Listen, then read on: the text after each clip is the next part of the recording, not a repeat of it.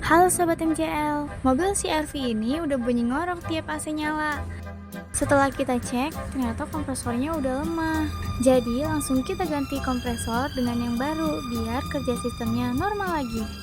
Sedikit info, kalau kompresor udah bermasalah, tekanan freon bisa nggak stabil dan bikin AC cepet rusak. Lanjut, kita ganti silika kondensor juga, karena udah kotor banget. Sekarang AC-nya kembali halus dan dingin lagi. Kalau AC mobil kamu mulai bunyi aneh, jangan tunggu rusak total. Langsung aja ke bengkel MJL, biar ademnya balik lagi.